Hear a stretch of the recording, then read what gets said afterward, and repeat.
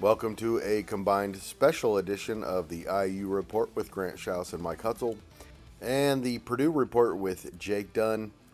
First, we get Grant's and Mike's reaction to IU's 56-3 win in the Old Oaken Bucket. Then we'll hear from Jake and get the Purdue perspective. Only on the Central Indiana Sports Report.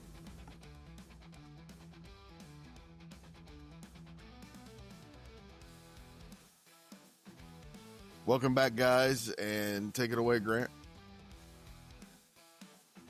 I thought the game, I feel like we said this a lot, but I feel like the game went about how we expected it to, where Indiana got off to a nice start. A couple 3-and-outs were a little like, okay, it was a little uncharacteristic of this team. Purdue forced them to 3-and-out, punt a couple times. Fernando Mendoza only had 42 passing yards in the first half.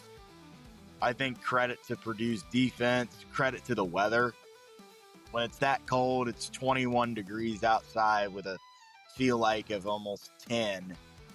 Kind of got to get your run game going.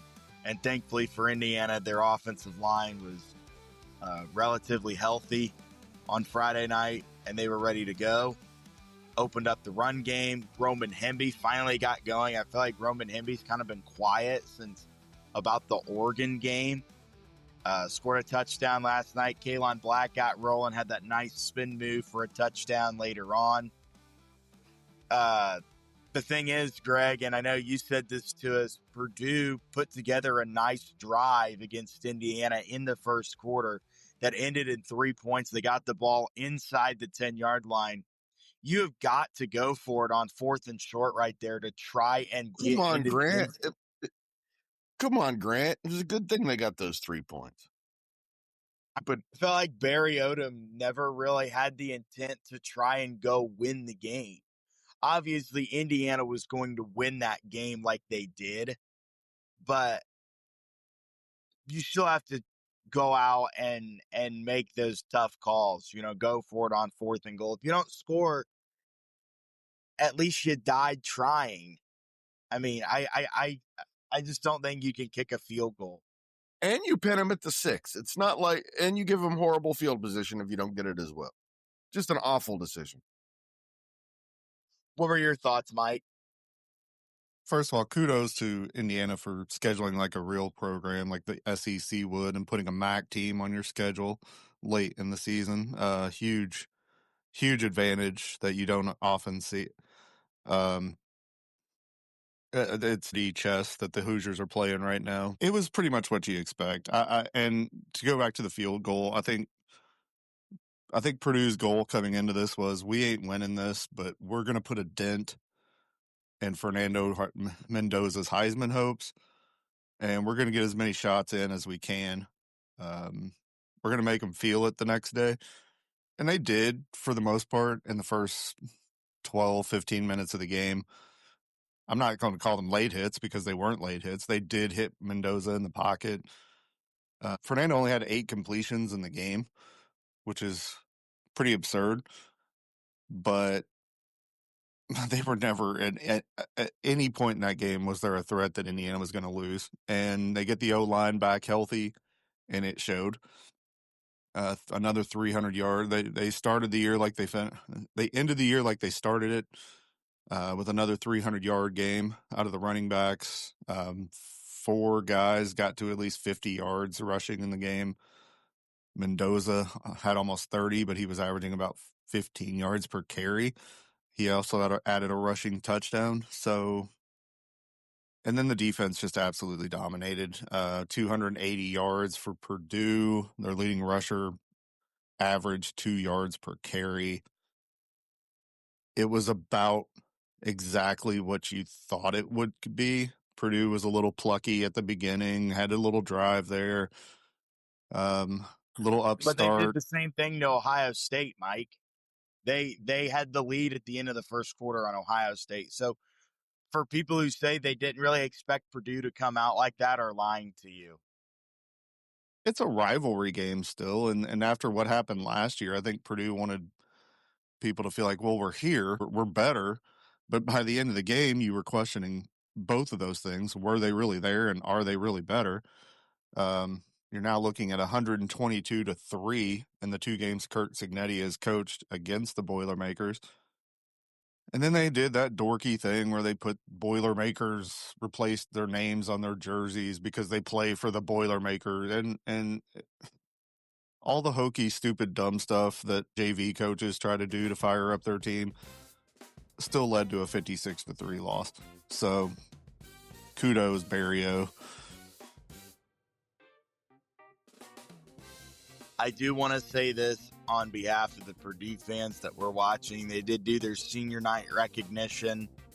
The last senior they recognized was Devin Mockabee, who, an incredible story where he shows up to Purdue to be a walk-on and, ends up being a top 5 all-time rushing leader in Purdue football history. And he's been out for the past month, since about the beginning of November, somewhere in there, that timeline. He has not played. And they announced him last, and he got a nice ovation from the few Purdue people that were there. I think even some Indiana people gave that guy an ovation. Shout out to him, me being included. I thought that was one of the cool things. Is obviously an emotional night for him. I thought that was one of the things maybe people wanted to hear. But with the game, actually, not the game, really, the crowd. Just the takeover of Indiana people there was just insane. Everywhere you looked, it was IU, cream and crimson. The Purdue people obviously thinned out after probably the first quarter or halftime, and you knew that they would. They had been over at the basketball game earlier in the day where they ironically beat the crap out of Marty Simmons and Eastern Illinois. Those people stuck around for the football game in the cold, watched Purdue put together that nice drive that ended in a field goal, and we're just like, all right, well, we're probably ready to head out. So shout out to the Indiana faithful that made that place look like Memorial Stadium North. It was loud. When Indiana ran out of the tunnel on the field, no joke, I think it was louder than when Purdue took the field. And I read tweets during kind of after the game where they were like, this is a 50-50 split crowd. Whoever said that, I think it may have been Osterman, is lying to you. It was probably 70-30 IU over Purdue. Purdue people did show up. They did do their blackout, but Indiana kind of had the red out going, of course, just naturally. And that crowd looked really, really nice. And it was really, really big. The band came. Actually, from where I was, you couldn't hear the band. Purdue student section was awful. I'm not going to lie. They had an IU sucks, like a quick IU sucks. IU sucks. IU sucks. And I think it was Amari Farrell. It was either Amari Farrell or Lewis Moore almost had an interception there in the red zone. And actually, he had his hands on it. I think if he would have gotten it, I think he could have taken it the other way for a pick six. And he dropped it. It's like, man, that would have shut those people up. So there was kind of a group of IU fans, maybe my age, talking a little trash with a Purdue fan. I did join. The guy did yell at me and say, you guys are going to be a first round exit. I did reply and say, just like your basketball team every year. He then called me a stupid IU bozo. I'm not going to lie. I have not Are you recovered. okay? I haven't recovered. I can't believe it. Are you in the burn unit right now? I cried. Third degree on that bad boy. Yep. So, and I'm sure he went home and played with his trains.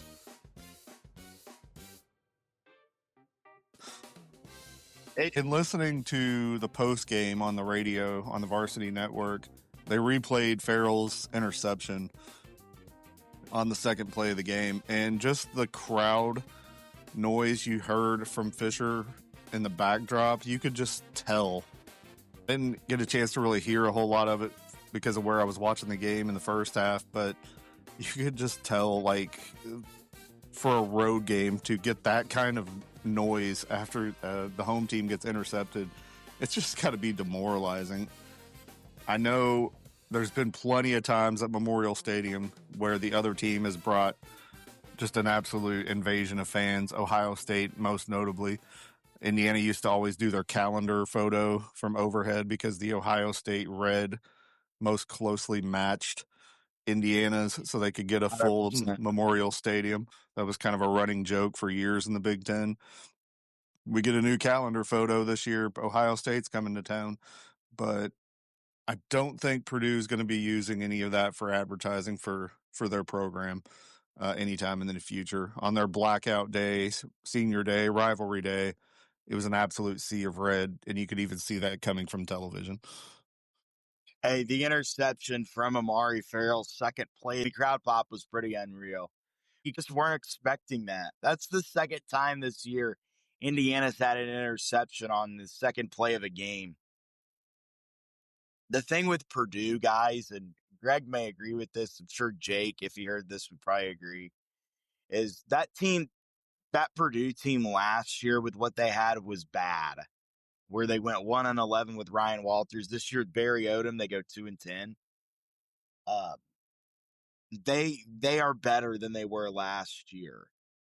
I don't know what happened. I don't follow it closely enough. I don't know if guys just kind of quit, didn't want to compete anymore by the end of the season, where the game got away from them in Washington. And then last night, of course, I know they played Ohio State, but there were games on that schedule that they could have won. They probably should have beat Minnesota.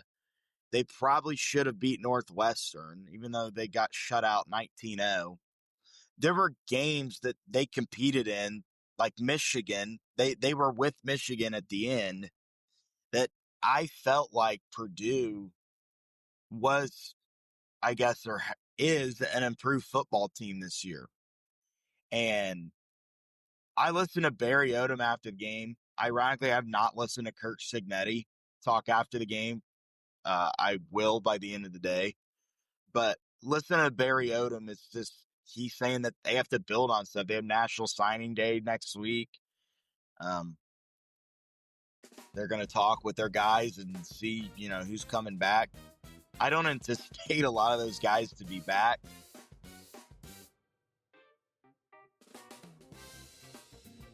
How about this, Mike? We didn't even mention the fact that for the first time ever, and I guess this is a given, that the Indiana football Hoosiers, 2 years removed from a 3-9 season, are 12-0. They won 12 games in the regular season and lost none. Unbelievable. Pretty wild. It's almost surreal. It's absurd. It just goes to show that Kurt Signetti has orchestrated perhaps the greatest turnaround in college football ever. You had Northwestern going to the Rose Bowl a few times in the 90s. That came out of nowhere, where they were just going from the Dennis Green era of losing about 40 games in a row. But this legitimately was the single losingest program in the history of college football. Stats don't lie. They just simply were. Yeah. And over the last 2 years now, they are 23 and 20. Absurd. Just an absurd number. 23-2 over the last 2 years. 11-1 to 12-0. Absurd. I think beginning of this year, a lot of people said they could be better than they were last year, which they obviously are, but they'll still probably be a 9-3 team. The over-under was 8.5. They blew that out of the water. They won at Oregon. Nope. Still the last 2 wins by a Big Ten team at Autzen Stadium somehow is Indiana, which is just, again, absurd. My dad's always talked about how this team's had some luck. There's been luck involved. You're lying to yourself if you're saying there's not. The Penn State game, there was a little luck there. But this team, I felt like in most games this year, has been the better team before they've even stepped on the field. I know they've played Wisconsin. I know they have to play Purdue. I know they played UCLA, Michigan State, Maryland. All those teams suck. Here's who doesn't suck. Iowa doesn't suck. They're 8-4. They're doing what Iowa does. I mean, they won that game, and Mike said it. Indiana beat Iowa because that's what you have to do to win those kind of games. Like we said, they got lucky against Penn State. I feel like the Oregon game, they dominated the game, really. They let Oregon score one offensive touchdown, and they scored in the fashion that Indiana's defense has allowed teams to score on the chunk play, on a broken play. Illinois, Oregon, Wisconsin did it. Old Dominion did it earlier in the year. We've come a long way from that Old Dominion game.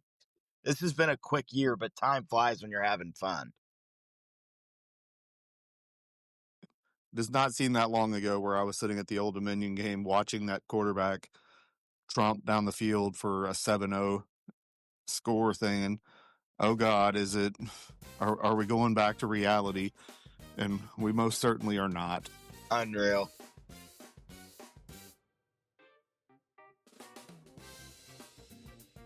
Now we can get more in depth on this at the IU report later, but you have a conference championship game that I'm looking forward to playing, but at the same time, I'm thinking they're better off not playing because it's absurd to me to think that right now you're the number 2 seed overall. You're not going to go higher. You're in the playoff. You're in. Yeah, you're in the playoff. You have a first round bye, but you're better off going the Anthony Richardson route right now. By not playing, you're going to look a lot better than if you play and lose. I think Georgia is a little upset today because they were 100%, 99.5% assured of a top 4 seed if A&M wins last night and plays in the SEC championship game. A&M loses. Now Georgia has to play Bama most likely. What if they lose? Yeah. They're out. Yep. Texas Tech, sitting pretty. Big 12. Somebody's going to lose. They could slide into a top 4 spot. Now, what if they lose? This is going to be a litmus test for conference championship week games because I think at this point they do not serve a purpose for the teams that play in them and lose. Let's be real. This is coming out, or we're recording this before the Michigan and Ohio State game this afternoon. I think Ohio State's going to win the game. I hate to say it. I don't want them to win. I hate Ohio State. They're probably going to win the game, and Indiana's probably going to play Ohio State next Saturday at Lucas Oil. Indiana matches up with Ohio State maybe better on paper than any team in the country. That's just a fact. You know, when Ohio State and Michigan get together, it's throw out the records. You know, it's kind of like when the Henryville 8th grade team gets together with the River City Jags, Mike. Just throw the records out. Dude. You can't factor history. I mean, it just, it's crazy. So throw the records out for that game. Michigan beats Ohio State. Indiana most likely is playing Oregon. If Washington beats Oregon, Michigan beats Ohio State, Indiana's playing Michigan. So here's the question I have from you, Mike. Would you rather play Ohio State? Would you rather play Oregon again? Or would you rather play Michigan? If I had to pick which of the 3 is the most likely win, I'm obviously going to say Michigan. Just because we've seen them lose this year. We know they're not as good probably as the other 2. From the standpoint of seeding, I think it hurts you less if you play Ohio State and don't win, as long as it's not an absolute 56-3 type of game. Which we'll just use that as just a random number as to one team being. Yeah, but I'm saying 56-3 is just a random number I'll throw out there to show how much better one team is than the other. I have no actual history of that number being relevant. Or 66-0. And then Oregon, they've already played Oregon. They beat them. They've proven they can beat them. But at the same time, that makes Oregon more dangerous to me, I think. And Oregon's probably playing the Anthony Richardson thing themselves. They they stand to possibly slide up in this spot if some of these teams in front of them lose. They might not even want to play this game. One of the best things I think to happen to Oregon was losing to Indiana. I think that's gone well for them. I'm not sure Oregon's played their best football here down the stretch. They had the close game with Iowa, which was a great win.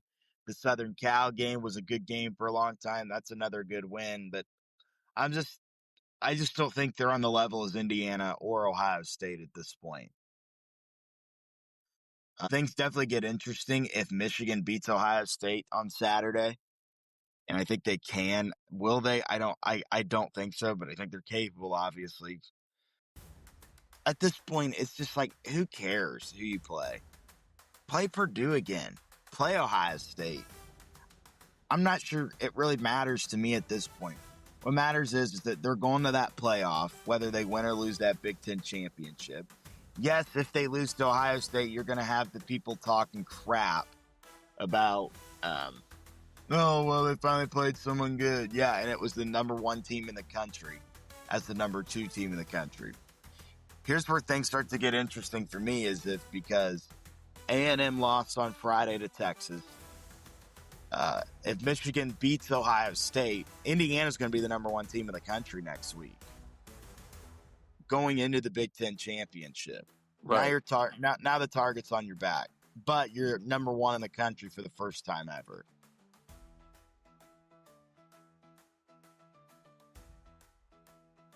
And now to get Purdue's perspective on the game, Jake Dunn, who was at the very frigid Ross-Ade Stadium for the 56-3 loss. And I'll give my opinion too, since I am a Purdue fan as well. I had 3 takeaways from this game, Jake. The first one was they had a really good game plan coming in. They had a couple of stops early. They had a really nice drive. Drove down to the 6-yard line and settled for a field goal. And I think that raises a white flag and says we're just happy to get points here and not be competitive in this game. Especially IU, you kind of figure they're going to go down and score. Now you're down 14-3 and the game's pretty much over. People were booing there at the game for Coach Odom to go for it. And I don't really understand why you take the field goal there. I think, Greg, you might have texted us this, but for 4 touchdown underdogs, why try to kick a field goal and just go for it? You score a touchdown there, you get huge momentum. And the worst case scenario is you don't get it, and they're stuck at the 6-yard line. Exactly. And like I said, they're probably going to go down and score anyway, so you might as well try and score to match them. But yeah, but if they have to go 94 yards, the odds of them scoring go down. There's a good chance they're going to anyway. But the odds of them scoring off of a kickoff versus scoring from the 6-yard line is a big difference. Absolutely. And it's kind of the, I guess, story of the last couple of years. IU keeps the bucket for the first, time back-to-back since, I think, 2013, 2014, something like that. The last 2 years, Purdue's been outscored by Indiana 122-3. That doesn't, put into perspective the talent gap that, these two programs are in. It's really, really a canyon between these two programs. And I think that that stat there, 122-3 over the last 2 years is. And there's really telling. only one hope at this point, and that's Kurt Signetti finds a better job. That's it. Yeah. That's it right now. Second, I thought, again, good game plan coming in. I was really happy a quarter and a half into the game, but the effort level at the end is not what you want from a first-year coach. Yeah, exactly. Purdue now officially joins Rutgers as, the only Big Ten team to go back-to-back winless seasons in conference in the consecutive seasons. So certainly didn't think Purdue would be joining that stat at the beginning of the year. Hopefully, get our first Big Ten win here in a few years next year. For conference play anyway, got a little easier schedule. So hopefully Purdue can capitalize on that. I'm sure they will. Pretty discouraging season, though. Yeah, second second straight double-digit loss season, which is the first time in program history, and back-to-back 0-9 Big Ten seasons, and that Big Ten losing streak now at 18 games. And that brings me to my third topic. My third takeaway from Purdue's 56-3 loss to Indiana is I was on Barry Odom's side. I still am not, will not, and not even close to the fire Barry Odom camp. But I will say this, he starts next season on probation with me. I'm no longer convinced he's the right guy, that's for sure. I thought yesterday was kind of embarrassing, starting with the field goal. I think we'll definitely see some staff changes. I would hope anyway. The play calling at times was good, but other times it was just terrible. I thought not only in this game but just throughout the season. You mentioned that first drive there. I mean, the first half, you get 67 yards on one drive. You finish the first half with 108 yards. That field goal had a punt, missed a 54-yarder. So Purdue was able to move the ball a little bit, but was never really a threat to get in the end zone outside of that one where they settled for that field goal, which again we both don't think was the right thing to do. Of course, last game of the season, Jake, we'll be talking plenty of Purdue football on the Purdue Report as it happens, as any news happens. We'll be talking recruiting and anything that comes up Purdue football news, particularly after basketball season ends. We'll be talking off-season stuff about Purdue, but this kind of wraps it up for the season. The good thing is plenty of Purdue basketball coming up, the number one team in the country, and Jake and I just a little later today will have our reaction to Purdue's win over Eastern Illinois. Jake, thank you so much, as always, for joining me. Always appreciate it. Your final thoughts on the Purdue football season? I saw somebody say this online. They said, "Don't cry because it happened. Smile because it's over." I thought that was a pretty good description here of this game and also the season. Pretty disappointing, especially after that 2-0 start at the beginning. I know they played Ball State and Southern Illinois, but still, I mean, they looked pretty competitive, pretty decent during those games, and were competitive in a few other games. But yeah, just the train fell off the tracks here towards the end of the season, and certainly have some staff changes. Certainly see some guys go in the portal here, probably really within the next 24 to 48 hours, I would think. And Purdue they've said that they're going to be aggressive here in the portal. Barry Odom says he's going to fix this, and I certainly hope he's right, because fans, they've showed out pretty much all season. They've been there to support Coach Odom in his first year, and I think the fans definitely deserve a better product than what we've seen over here the past really 3 years. So yeah, looking for them to be aggressive. I don't know what that means to them, but they say they're going to be aggressive and say they're going to go out and spend and get the right guys. I think ultimately it's going to come down to talent development, and just having an eye for talent, finding those diamonds in the rough, or is going to be what really kind of turns his team around. Here's the thing, Jake, with Indiana. My final thought is there are teams that are winning because they have exceptional talent. There's no doubt that the Ohio States, Alabamas, LSUs of the world, it's because they get the top talent every year. Notre Dame. The rest of the teams are succeeding because they have good coaches who develop players, and that's exactly what IU has. They never got any 4 or 5 star recruits that built this thing, but because of a great coaching staff. And I haven't given up that Barry Odom can be that guy, but it certainly is in doubt now. Still, I'm not giving up. Gonna remain positive here and hope for the best. But I think it's only fair to if it goes a similar way as Ryan Walters did, that Barry Odom should have a similar result. Yep, bowl game or bust next year. We saw, I think, what was it? Jed Fish at Arizona won like one game in his first year. Then second year won like 5 or 6 games. And the year after that, they won like 10. Certainly would be happy with that. And I think Indiana and Curt Cignetti are. I don't think it's a common thing we'll see in college football, or at least I hope not, where coach comes in, brings most of his other team with him, and immediately turns them into a powerhouse. I've never seen like this, and it's just unfortunate that it's happening down south. At this time next year, I think we'll be a little more optimistic and a little more hopeful, but only time will tell. Optimistic and hopeful for basketball. Join us for that a little later today. Thanks, Jake. Absolutely. Thank you. Boiler up. Thanks so much to Grant, Mike, and Jake for breaking down another Old Oaken Bucket Game.